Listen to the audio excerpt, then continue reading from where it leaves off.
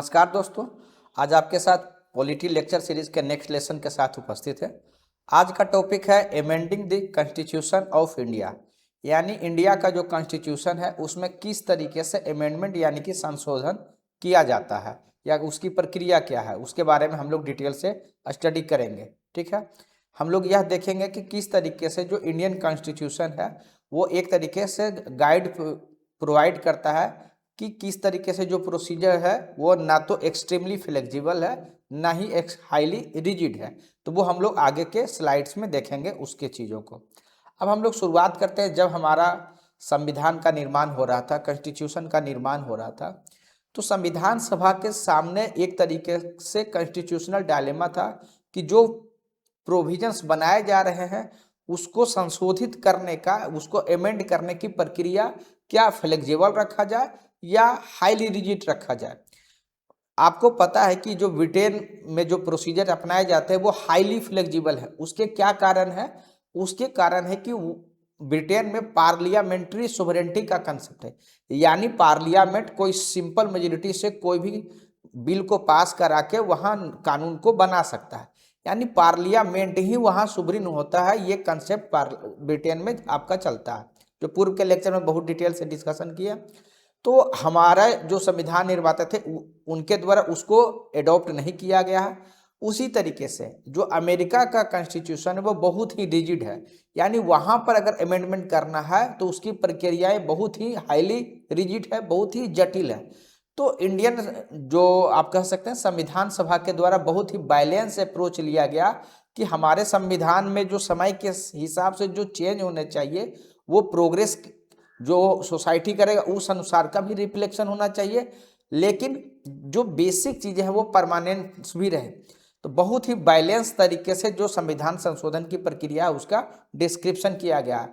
अगर आप उसके देखिएगा कोर आइडिया जिस पर कि संविधान सभा ने ये किया कि संविधान जो है, जो कॉन्स्टिट्यूशन है वो फाउंडेशनल डॉक्यूमेंट होना चाहिए, लेकिन उतना आप कह सकते हैं कि जो चेंजिंग नीड्स होता है उसके अनुसार वो एडॉप्ट भी जो सर्टेज प्रोविजंस है वो होने चाहिए, क्योंकि यह एक आवश्यकता होता है। कोई भी नेशन जो डायनेमिक नेशंस है उनको एडॉप्ट करने का भी प्रोविजंस होना चाहिए। बस इसी चीज़ों के मद्देनजर जो है हमारे संविधान में जो प्रक्रिया बनाई गई है संविधान बदलने की या संविधान संशोधन की, फ्लेक्सिबिलिटी और रिजिडिटी के बीच का। अब हम लोग आगे देखेंगे तो और अच्छे से आपको समझ में आएगा कि किस तरीके से किन प्रक्रियाओं को हम लोग बहुत आसानी से बदल सकते हैं, किस प्रोविजंस को, और किसको आप कह सकते हैं कि उसके लिए कॉम्प्लेक्स प्रोसीजर है।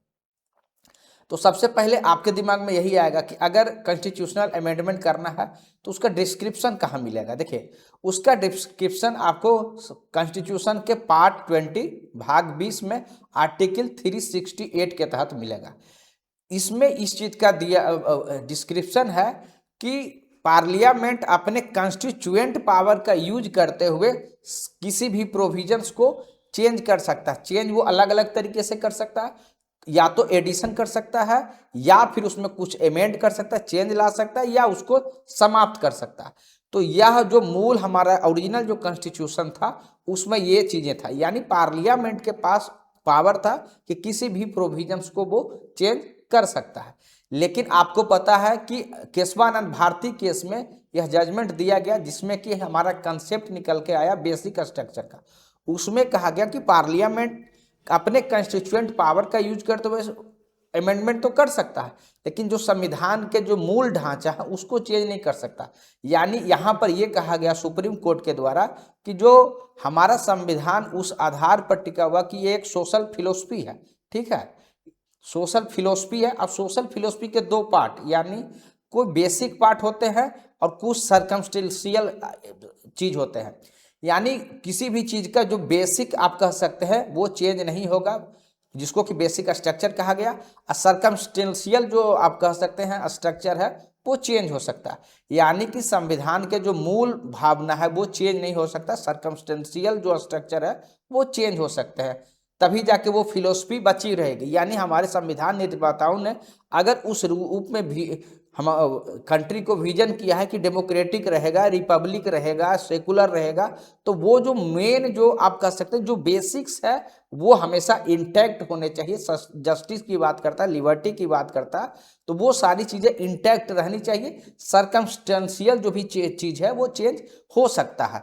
तो ये बेसिक स्ट्रक्चर नेक्स्ट टॉपिक में हम लोग उसको डिटेल से कवर करेंगे कि किस तरीके से सुप्रीम कोर्ट ने अपने अलग अलग जजमेंट के माध्यम से बेसिक स्ट्रक्चर को डिफाइन किया है, या उसके जो आप कह सकते हैं उसमें जो प्रोविजंस है या उसके तहत के जो कंटेंट है वो किस तरीके से बढ़ाया है समय के साथ। ठीक है, हम लोग तत्काल ये देखते हैं कि अमेंडमेंट की प्रक्रिया क्या है।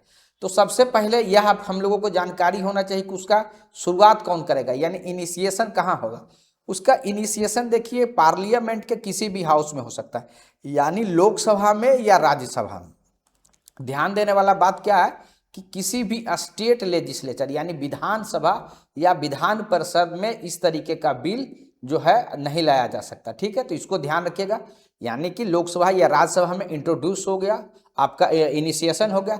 अब इसको किनके द्वारा लाया जा सकता, अगर इंट्रोडक्शन करना तो कौन लाएगा, तो ये या तो मिनिस्टर ला सकते हैं, ठीक है, या प्राइवेट मेंबर ला सकते हैं। प्राइवेट मेंबर किसको कहते हैं, जो कोई भी जो मेंबर है अगर वो मिनिस्टर नहीं है तो उनको प्राइवेट मेंबर कहते हैं। इवन कि रूलिंग मेंबर पार्टी के अगर कोई एमपी है और मिनिस्टर नहीं है तो उन्हें भी प्राइवेट मेंबर कहा जाता है, यानी कोई अपोजिशन पार्टी के हो या रूलिंग पार्टी के जो मिनिस्टर नहीं है उनको प्राइवेट मेंबर कहते थे। यानी कि दोनों के अलावा मिनिस्टर भी ला सकते हैं और प्राइवेट मेंबर भी ला सकते हैं। बहुत सारे बिल में आप देखिएगा कि बिल लाने के पूर्व जो है राष्ट्रपति का परमिशन लेना पड़ता है। तो इस तरीके का कोई प्रोविजंस कॉन्स्टिट्यूशनल जो अमेंडमेंट बिल है उसमें नहीं है, यानी राष्ट्रपति के परमिशन का आवश्यकता नहीं है। अब इसको है कि पास कैसे होगा, बिल तो ले आए, तो बिल कोई भी पास होता है तो सर्टेन परसेंटेज जो है आपको पता है कि उतना मत आना चाहिए। तो यहाँ जो कॉन्स्टिट्यूशनल अमेंडमेंट में आपको खुद ही समझ में आ रहा है कि संविधान में चेंज ला रहा है, तो यानी कि आपको अनुमान ये लगेगा कि जो है मत ज़्यादा परसेंटेज से होना चाहिए। तो उसी तरीके का चीज़ आपको देखने को मिलेगा कि यहाँ पर स्पेशल मेजोरिटी से जो है उस बिल को पास होना चाहिए। ठीक है, और दोनों यानी कि लोकसभा और राज्यसभा दोनों में अलग अलग था। अगर राज्यसभा में अगर बिल लाया गया तो पहले राज्यसभा में पास होगा आपका स्पेशल मेजोरिटी से, फिर लोकसभा में होगा। उसी तरीके से अगर लोकसभा में बिल इंट्रोड्यूस हुआ तो पहले लोकसभा में आपका स्पेशल मेजोरिटी से और फिर जो है आपका राज्यसभा में। अब इसमें थोड़ा सा आपको समझना है कि स्पेशल मेजोरिटी हम लोग कहते किसको हैं। तो देखिए तीन तरीके का मेजोरिटी होता है, एक होता है सिंपल मेजोरिटी, एक होता है स्पेशल मेजोरिटी, एक होता है स्पेशल मेजोरिटी प्लस हाफ जो है स्टेट है उनके रेटिफिकेशन का। तो आगे डिस्कशन करेंगे, लेकिन यहाँ पर जस्ट थोड़ा सा आपको बता रहे हैं। स्पेशल मेजोरिटी उसको कहते हैं कि जितने मेंबर हैं, मान लिया जाए कि हमारे लोकसभा में अगर 543 मेंबर्स हैं, तो मान के चलिए कि 543 में अगर आप 500 मेंबर जो है आपका उपस्थित है, ठीक है, जिस दिन ये बिल इंट्रोड्यूस हुआ, और उसमें से 100 लोग जो है मना कर देते हैं कि हम वोट नहीं देंगे, यानी 400 लोग वोट दे रहे हैं। ठीक है, तो यानी 400 का आप कह सकते हैं कि 2/3 इतने लोग होने चाहिए कम से कम इनका मत, और प्लस में क्या है 50% जो है जो टोटल मेंबरशिप है, यानी 543 का 50%, मान के चलिए कि 271 हुआ, यानी 272 इतना तो होना ही चाहिए। और अगर मान के चलिए कि 543 है और 543 लोग उपस्थित भी हैं और वोट भी दे रहे हैं, तब उस केस में उसका जो 2/3 होगा, दोनों में से जो हायर होगा उतना मत आना चाहिए। ठीक है, तो ये है स्पेशल मेजोरिटी का केस। ठीक है, तो इसको आप ध्यान रखिएगा क्योंकि ये बार बार आपको आएगा स्पेशल मेजोरिटी क्या है, सिंपल मेजोरिटी क्या है, तो क्लियरिटी होना चाहिए कि क्यों मुश्किल होता है संविधान। क्योंकि आपको यह समझना चाहिए, ये तो हम आपको समझाने के लिए ले लिए कि इतना लोग प्रेजेंट हैं और इतना लोग वोट नहीं दिए। ठीक है, 100 लोग वोट नहीं दिए। सामान्य स्थिति में अगर कोई संवैधानिक संशोधन की बात रहेगा तो आपको पता है कि लगभग लोग उपस्थित होंगे और लगभग लोग वोट भी देंगे। तो ऐसे केस में 543 का 2/3 आप कैलकुलेट कीजिए, ये संख्या कितना ज़्यादा होगा, तो उतना मेंबर चाहिए तब जाके जो है संविधान में संशोधन हो पाएगा। ठीक है, तो इस तरीके से आप जो है स्पेशल मेजोरिटी का कंसेप्ट है।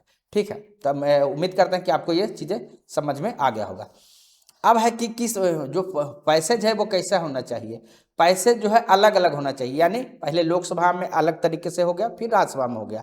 ठीक है, अब अगर कोई ऐसा बिल है जो जिसमें फेडरल मैटर डिस्कस हो रहा है, यानी कि राज्य का जो हित है उस तरीके का अगर प्रभावित होने का चीज़ है, जैसे कि राष्ट्रपति का चुनाव है या सुप्रीम कोर्ट हाई कोर्ट से रिलेटेड कोई अमेंडमेंट है, ऐसे केसेस में जो है स्टेट का भी रेटिफिकेशन कराना पड़ता। तो कितने स्टेट का, तो कम से कम 50% जो स्टेट हैं, 50% जो राज्य हैं उनका रेटिफिकेशन होना चाहिए। और राज्य को जो रेटिफिकेशन होना चाहिए वो कितने से करेगा, तो राज्य अगर सिंपल मेजोरिटी से भी उसको पास करेगा तो वो आप कह सकते हैं वो काउंट होगा।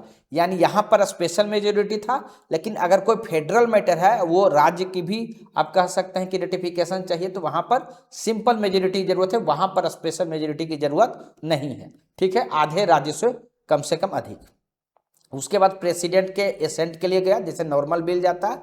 यहाँ पर ध्यान देने वाला बात क्या है कि प्रेसिडेंट के पास किसी प्रकार का पावर नहीं है। सामान्य बिल में क्या होता है कि वो या तो विथहोल्ड कर सकते हैं या बिल को रिकंसीडर करने के लिए वापस भी कर सकते हैं।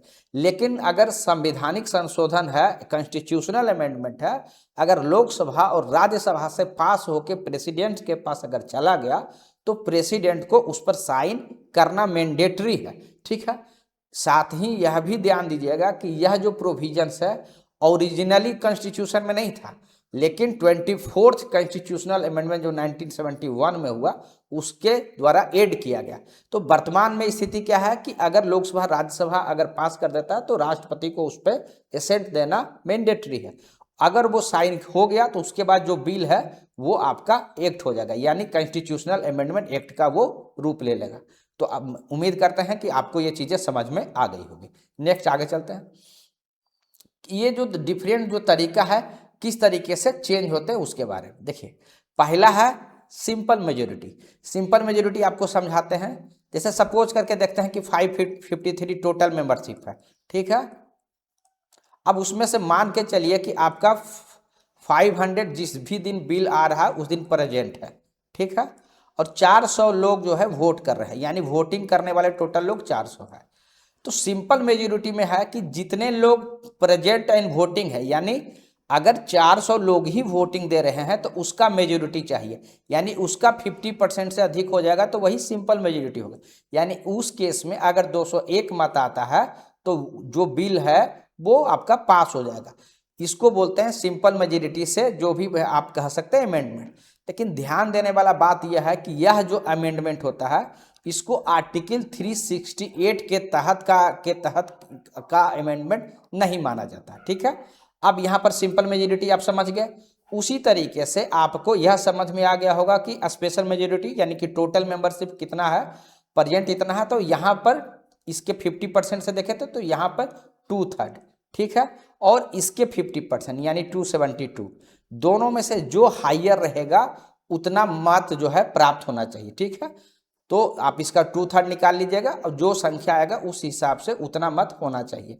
और अगर 543 अगर उपस्थित हो जाएंगे और उतना लोग वोट देंगे तो उसका 2/3। तो दोनों में से जो हायर वैल्यू रहेगा उतना कम से कम मत जो है उस बिल के पक्ष में पड़ना चाहिए। ठीक है, तो ये चीज़ आपको समझ में आ गया होगा। अब हम लोग देखते हैं कि एक थर्ड टाइप का जो अमेंडमेंट होता है जिसमें कि फेडरल स्ट्रक्चर को अगर किसी तरीके का से रिलेटेड है तो वहाँ पर राज्यों का भी 50% राज्यों का जो है आपका जो है कंसेंट जरूरत होता है। अब वो कितने से वो लोग अपने राज्य में कितने से पास करेंगे, तो सिंपल मेजोरिटी से। अब हम लोग विथ एग्जाम्पल्स देखते हैं, जैसे कि हम लोग जो सिंपल मेजोरिटी से क्या क्या चीज़ चेंज कर सकते हैं, यानी जो हमारा रास्ता एक था जिससे कि क्या क्या चीज़ चेंज करते हैं। हम लोग इसको चर्चा किए कि मेजोरिटी चाहिए, जितना प्रेजेंट एंड वोटिंग है उसके बारे में चर्चा किए।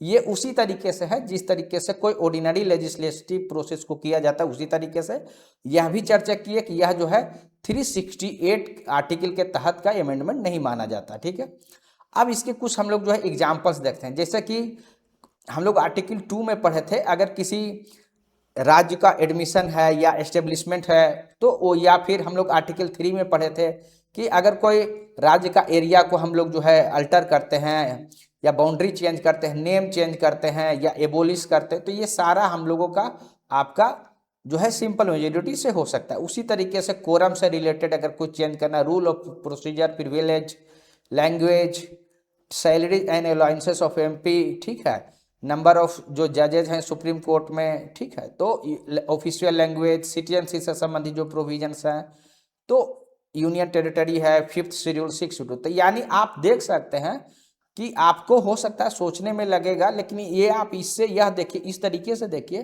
कि इसमें सोचने में लगेगा कि किसी राज्य को जो है कितना सिंपली से पार्लियामेंट बनाया जा सकता है। तो आप देख सकते हैं कि सुप्रीम कोर्ट को जज को किस तरीके से आसानी से पार्लियामेंट संख्या बढ़ा सकता है। नागरिकता से संबंधित जो कानून है कितना आसानी से, सिंपल मेजोरिटी तो कोई भी सरकार जो है उसके पास तो कभी भी अवेलेबल रहेगा, तभी वो सरकार बनता है। तो आप उस तरीके से सोच के देखिए कि यूनियन टेरिटरी से संबंधित जो है, लैंग्वेज से संबंधित जो है आपका, अगर सैलरीज और अलाउंसेस बढ़ाने एमपी की बात, तो इन चीज़ों को अगर आप यह सोचिएगा तब आपको पता चलेगा, तब आपको ऐसा लगेगा कि यह तो बहुत आसानी से बहुत सारे चीज को पार्लियामेंट या सरकार जो बहुत आसानी से चेंज कर सकता है। तो ये पक्ष अगर आप देखिएगा तो यहाँ पर आपको लगेगा कि बहुत ही फ्लेक्सिबल है, यानी पार्लियामेंट के पास इसमें पावर है चेंज करने का। लेकिन इसके अगले सेक्शन दोनों में देखेंगे तब आपको लगेगा चीज़ें कि वहां पर मुश्किल है। जैसे आर्टिकल 368 के तहत अगर हम लोग देखते हैं तो उसमें देखिए हम लोग चर्चा किए कि स्पेशल मेजोरिटी में कम से कम जो है आपको 50% जो जितना मेंबरशिप है, इररेस्पेक्टिव कि वहाँ कोई वैकेंसी है या कोई एब्सेंटी है, उसको हटा के भी कम से कम 50% और प्लस जो है 2/3 2/3 जो इतना प्रेजेंट एंड वोटिंग होंगे उनका 2/3 चाहिए। हम लोग पूर्व के स्लाइड्स में देखें कि वो संख्या मुश्किल होगा किसी भी, अगर मान के चलिए कैसे सरकार जो 50% से जस्ट आपका जो है जस्ट ऊपर उनका दो सीट है या 5 सीट है, तो उनके लिए इस तरीके का चेंज करना कितना मुश्किल होगा। मान के आप चलिए कि 543 में सारे लोग अगर देते हैं उस दिन, तो अगर आप इसको कैलकुलेट कीजिएगा तो टोटल आप मेरे ख्याल से 362 आएगा। तो इतना चाहिए मतलब उस बिल के समर्थन में, ठीक है। तो ये देखिए कितना बड़ा संख्या हो जाता है। तो ये यहाँ पर अगर आप देखिएगा, मेरे संख्या बताने का मीनिंग वो है कि आप समझिए कि ये प्रोसीजर जो है आप कह सकते हैं रिजिडिटी को दिखाता है। जहां एक तरफ हम लोग देखें कि किस तरीके से फ्लेक्सिबिलिटी दिख रहा, वही आपको रिजिडिटी दिख रहा। तो तीसरा तरीका का देखिएगा तो आपको और भी रिजिड लगेगा, जिसमें है कि अगर राज्यों से संबंधित कोई फेडरल अगर इशू है तो वहां आपको और भी जो है 50% राज्यों का भी आपको रेटिफिकेशन कराना पड़ेगा, ठीक है। यानी उतने राज्यों में जो है उसका समर्थन प्राप्त करना रहेगा। इसको आप देख सकते हैं कि जीएसटी का आप एग्जाम्पल आप इमेजिन कर सकते, जीएसटी कब आया और कितना साल जो है उसको पास होने में लगा। तो इसमें कारण वही है क्योंकि राज्यों का भी रेटिफिकेशन चाहिए और हर इवन लोकसभा में भी उसको स्पेशल मेजोरिटी चाहिए और राज्यसभा में चाहिए। बहुत बार जो सरकार जिस पार्टी की होता है उनका एक हाउस में तो आप कह सकते हैं कि उनका उतना वोट परसेंटेज वो अचीव कर सकते हैं, लेकिन दूसरे हाउस में नहीं होता। तो इसीलिए ये प्रोसीजर जो है या तो उस तरीके का कंसेंसस रहे कि जो रूलिंग पार्टी है या अपोजिशन पार्टी है एक ही प्लेटफॉर्म पर हो, तब तो बहुत आसानी से, जो सामान्यतः केस में आपको देखने को नहीं मिलता है, ठीक है। तो इसीलिए आप यहाँ पर आपको रिजिडिटी आपको देखने को मिलेगा। तो हमारा कॉन्स्टिट्यूशन जो हम आपको बताना चाह रहे हैं कि वो एक सिंथेसिस है फ्लेक्सिबिलिटी का और रिजिडिटी का, ठीक है। ये हम लोग चर्चा किए हैं कि स्पेशल मेजोरिटी से होना चाहिए, कम से कम 50% जो राज्य है उनका रेटिफिकेशन सिंपल मेजोरिटी से होना चाहिए। ध्यान देने वाला बात है कि जब राज्यों के पास कोई समय सीमा भी नहीं दिया गया, इसके कारण भी विलम्ब होता है, ठीक है। साथ ही उसके बारे में भी कॉन्स्टिट्यूशन में एक्सप्लिसिट तरीके से नहीं लिखा गया कि राज्य अगर एक बार कंसेंट दे दिया है तो क्या उसको विड्रॉ कर सकता है या नहीं कर सकता। तो ये एग्जाम्पल कुछ देख लेते हैं कि किस में जो है इस तरीके का अमेंडमेंट में आपका जो है राज्यों का आप कह सकते हैं रेटिफिकेशन चाहिए। जैसे प्रेसिडेंट का, प्रेसिडेंट में आपको क्यों आप प्रेसिडेंट टॉपिक पढ़ाएंगे तो हम बताएंगे कि किस तरीके से जो लेजिस्लेटिव असेंबली के जो इलेक्टेड मेंबर्स होते हैं वो भी जो है उसमें वोट करते हैं। तो यानी राज्यों का आप कह सकते हैं इंटरेस्ट इफेक्ट हो सकता है। इसीलिए जो है प्रेसिडेंट का अगर उस इलेक्शन से संबंधित अगर किसी भी चेंज किया जाता है तो वहाँ पर आपको राज्यों का भी रेटिफिकेशन कराना पड़ेगा। उसी तरीके से अगर कोई एक्सिक्यूटिव पावर केंद्र और जो राज्य का है उसमें अगर एक्सटेंट को चेंज किया जा रहा है, सुप्रीम कोर्ट हाई कोर्ट से रिलेटेड है, लेजिस्लेटिव पावर को अब डिस्ट्रीब्यूशन में अगर चेंज किया जा रहा है, जीएसटी जिसके बारे में चर्चा की है, ठीक है, representation of states in parliament यानी राज्यसभा में सीट वगैरह बढ़ाने की बात हो रहा, या आर्टिकल 368 जिसके तहत हम लोग अमेंडमेंट करते हैं उसको खुद, तो आप समझ सकते हैं यहाँ पर आपको चीज़ें रिजिड लगेगी। ठीक है, तो हम लोग जस्ट फॉर ए ग्लांस देख लेते हैं कि क्या क्या हम लोग चर्चा किए। सिंपल मेजोरिटी में हम लोग इस बात का चर्चा की कि जो प्रेजेंट एंड वोटिंग है उनका 50 जो है मेजोरिटी से हो जाए। इसमें चर्चा की है कि जो है आपका मेजोरिटी ऑफ टोटल मेंबरशिप जितना संख्या होता है उतना इरेस्पेक्टिव की वैकेंसी कितना है और एब्सेंटी कितना है, और 2/3 जो है प्रेजेंट एंड वोटिंग का। उसी तरीके से special majority plus state consent में जो है 50% राज्यों का भी एडिशन में चाहिए स्पेशल मेजोरिटी के। इसको जो है ये कहा गया कि आउटसाइड स्कोप ऑफ आर्टिकल 368 है, ये दोनों आर्टिकल 368 का है। एग्जाम्पल हम लोग चर्चा किए कि स्टेट बाउंड्रीज है, सिटीजनशिप है, पार्लियामेंट्री रूल्स है। यहाँ पर आपको फंडामेंटल राइट्स, डीपीएसपी, इसके एग्जाम्पल्स हम लोग देखें। उसी तरीके से फेडरल वाले इशू में हम लोग देखें कि प्रेसिडेंट, सुप्रीम कोर्ट या जो है आपका यूनियन या जो है स्टेट का पावर का डिस्ट्रीब्यूशन हो, चाहे वो एक्सिक्यूटिव पावर हो या लेजिस्लेटिव पावर हो, अगर उसमें अमेंड करना। तो हम लोग लास्ट में अब उससे आप आते हैं क्रिटिकल एनालिसिस पर कि स्ट्रेंथ क्या है, क्रिटिक्स क्या है इसके। तो सबसे पहले हम लोग जो है उसके कुछ जो है जो क्रिटिक्स के द्वारा जो बातें कही जाती है फ्लॉज के रूप में उसको चर्चा करें। जैसे पहला नेगेटिव ये कहा जाता है कि किसी भी प्रकार का सेपरेट आपका बॉडी नहीं है जो इसको करेगा, यानी यूएसए में क्या है ना, एक सेपरेट इसके लिए बॉडी है जो इसके तहत जो है अमेंडमेंट का होता है, लेकिन हमारे कंट्री में क्या है कि पार्लियामेंट को ही यह पावर दिया हुआ, तो ये एक निगेटिव के रूप में कहा जाता है। दूसरा कहा जाता है कि पार्लियामेंट का जो है आप डोमिनेंस है, यानी स्टेट का जो है बहुत ही लिमिटेड इसमें भूमिका है। जैसे देखिए स्टेट सिर्फ को एक ही चीज़ में आप कह सकते हैं पावर दिया गया है कि अगर कोई स्टेट का लेजिस्लेचर है वो अगर चाहता है कि लेजिस्लेटिव काउंसिल को बनाना या उसको एबोलिश कर रहा है तो वो रिक्वेस्ट करता, मानना ना मानना पार्लियामेंट के ऊपर, यानी विधान पर सभा अगर कहीं रिक्वेस्ट करता है कि विधान परिषद को हटाना है या ऐड करना है तो उससे रिक्वेस्ट कर सकता है। बाकी सारे मैटर्स में जो है पार्लियामेंट के पास एक्सक्लूसिवली पावर है। तो यहाँ पर आपको लगेगा कि कॉन्स्टिट्यूशनल अमेंडमेंट अगर करना है तो पावर जो है एक्सक्लूसिव रूप से पार्लियामेंट को दिया गया। उसी तरीके से कहा गया रोल जो है आपका स्टेट का जो है लिमिटेड है। यहाँ पर एक बात कहा जाता है कि एक तो एंट्री जो है आपका पार्लियामेंट में होता है, उसके बाद आप देखें कि एक मैटर को छोड़ के बाकी मैटर में स्टेट का ज़्यादा भूमिका नहीं है। साथ ही हम लोग 50% जो रेटिफिकेशन की बात करते हैं यूएसए में 3/4 का है, ठीक है। तो ये भी जो है आपका एक चेंजेस है, यानी वहाँ पर कहता है स्टेट का रोल जो है लिमिटेड है। एक है कि एम्बिग्यूटी भी है इसमें, जिससे कि कितना टाइम फ्रेम में स्टेट को रेटिफाई करना है वो डिस्कशन नहीं किया हुआ, और अगर कोई एक बार अप्रूवल दे दिया तो अगर विड्रॉ करेगा तो उससे संबंधित भी प्रोविजंस को क्लैरिफाई नहीं किया गया है। उसी तरीके से ये कहा गया कि कोई अगर डेडलॉक हो जाता है, डेडलॉक कहने का मतलब मान के चलिए ये लोकसभा है ये राज्यसभा है, लोकसभा में बिल पास हो गया और राज्यसभा उसमें वो स्पेशल मेजोरिटी से पास नहीं हो पा रहा है या यहाँ पर बिल लटका हुआ है, तो वहाँ अगर डेडलॉक होगा, सामान्य परिस्थिति में क्या होता है ज्वाइंट मीटिंग का प्रोविजंस होता है, लेकिन यहाँ पर उस तरीके का प्रोविजंस नहीं है, तो ये नेगेटिव है। उसी तरीके से राज्यसभा से अगर पास हो गया है लोकसभा पेंडेंट से, तो यहाँ भी वो सिचुएशन होगा, तो ये उसके नेगेटिव में फ्लॉज में कहा जाता है, ठीक है। उसके बाद कहता कि जितना भी अमेंडमेंट के है उसमें से लगभग सारा जो चीज़ है जितना अमेंडमेंट है वो बहुत ही सिंपल, यानी सिंपल मेजोरिटी में हम आपको दिखाए कि किस तरीके से बहुत जो है सिंपल मेजोरिटी से चीज़ें जो है अमेंड किया जा सकता है। तो वो कहता है उसका जो प्रोसीजर है वो ऑलमोस्ट जो नॉर्मल लेजिस्लेशन है उसी के तरीके से है।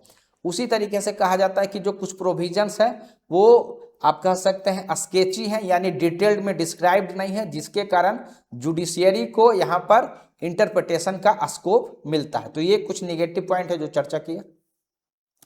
अब इसके पॉजिटिव में क्या कहा जाता है, पॉजिटिव में ये कहा जाता है कि इन स्पाइट ऑफ वेरियस तरीके के जो फ्लॉज के बारे में क्रिटिक्स कहते हैं, जो प्रोसीजर्स है ये बहुत ही सिंपल है और इजी है, और समय के साथ जो भी नीड्स या कंडीशन, जो भी चेंजिंग नीड्स है, उसको बहुत ही अच्छे तरीके से फुलफिल किया गया है। ठीक है, उसी तरीके से यह भी कहा, पॉजिटिव में कहा जाता है कि जो प्रोसीजर है वो इतना फ्लेक्सिबल नहीं है कि जो रूलिंग गवर्नमेंट है वो अपने व्हीम्स एंड फैंसी पर कुछ भी अमेंडमेंट कर दे, यानी जो उसके मिसयूज पर भी रोक लगाता है, जो हम लोग देखे भी।